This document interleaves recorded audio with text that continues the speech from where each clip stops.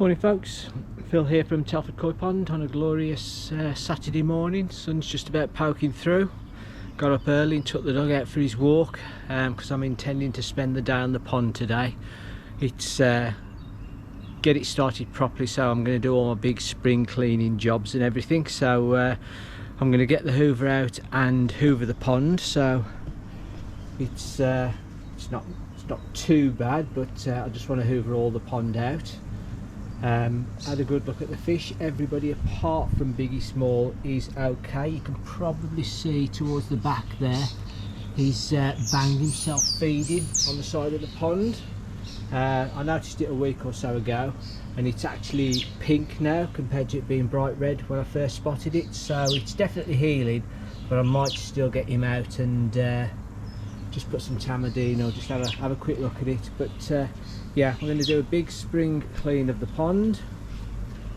I'm going to give everything a scrub down, take the skimmer out, give it a scrub down so it's all ready, and then I'm going to hop into the filter house and I'm going to do my spring drain purge through the drum. So I've just been giving everything a little bit of a check up. As you can see, the covers are off, so I won't film everything because I know you've seen it all many times before. So I'll just I'll pop back to you intermittently and we can see where I'm up to. See you in a bit. So I've just finished hoovering the pond. As you can see, I just put the hoses over the pergola to let them drain off properly. Still a few bits and pieces floating around because the fish are stirring them up. You can never get everything.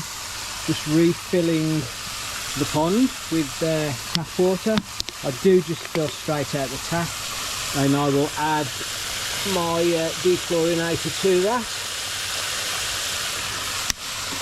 So until very recently, I was buying, tap dechlorinator from various sources, which is quite expensive at 17-18 quid a litre, something like that. But I was watching a load of back videos recently and came across one of Daz Shelton's. So Skeggy Pond, credit where credit's due. There you go, sir. Skeggy's Pond about making your own dechlorinator, so I went out and bought some sodium thiosulfate, just a small bag as a trial, and for the last few weeks I've been mixing it up and doing it myself, and it seems to be absolutely working a treat. So if you watch Daz's video, he will tell you that it's 130 grams to every litre of water. Doing a bigger measuring jug really, but it does dissolve in there at boiling water, so it'll dissolve fairly quickly. Get oneself a spoon, give it a mix up and let it dissolve for a bit. But what I tend to do is just use these 500ml plastic pop bottles, and if I fill it up to the top of the good old Asda, if I fill it up to about there, that's about 285. Sorry, what I'm talking about. That's about where I need for two. I can't remember what I'm doing now. Well, that's what I need basically for one of my. If I do a full pond clean or something like that, I worked out that's how much I need to do. So I always keep some in stock, made up, but I've just come to my last one, so I'm just making a batch more up, and there's a bottle outside, so there'll be 2 litres made up today, and that'll keep me going for a while. So yeah, if you want to save yourself a little bit of money and you're not already doing it, go and have a look at Daz's video, Skeggy Pond sodium thiosulfate dechlorinator, and get yourself some of this off eBay, which is absolutely dirt cheap. I think I only paid about £5 for that. Yeah, make your own up, it's much cheaper. I'll snap back to you once it's all done. So the fish are now wondering what's happening because I've turned all the pumps off, turned all the air off, turned the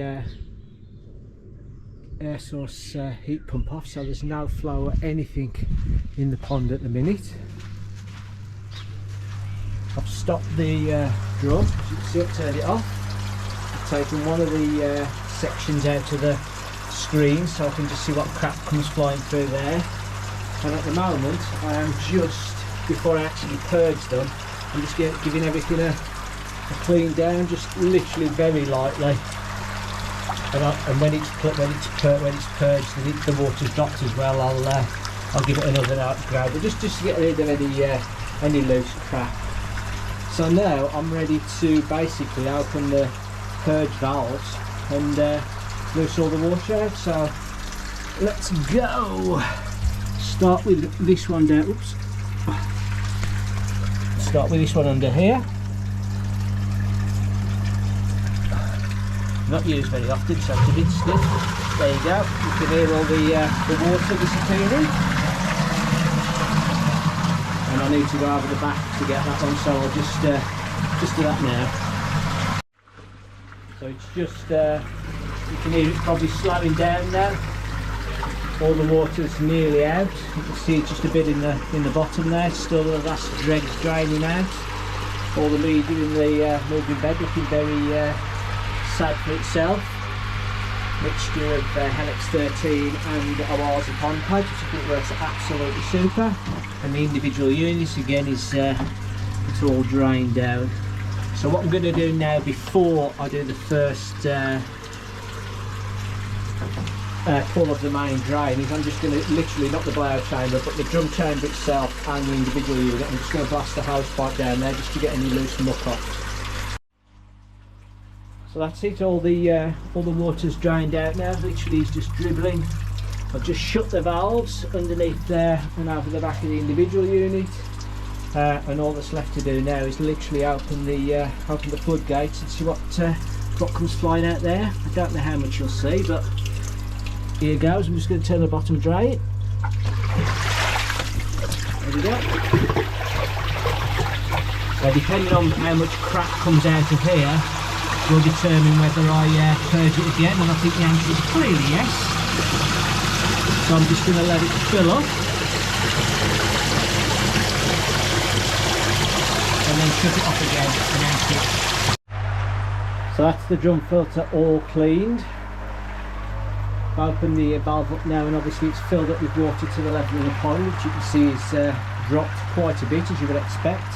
So this will probably be like this for another perhaps an hour, while it's just filling up with the hose pipe, which is going in here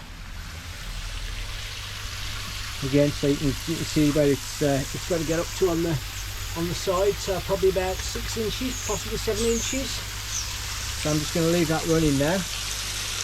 If you're still wondering what's going on, put the air back on just to give them a bit of movement in the pond. But yeah, this is that's where we are at the moment. So I think while the pond level's this low, I might take advantage of it and change my bulb in the UV. So I'll have a look at doing that now, and I'll snap back to you in a bit.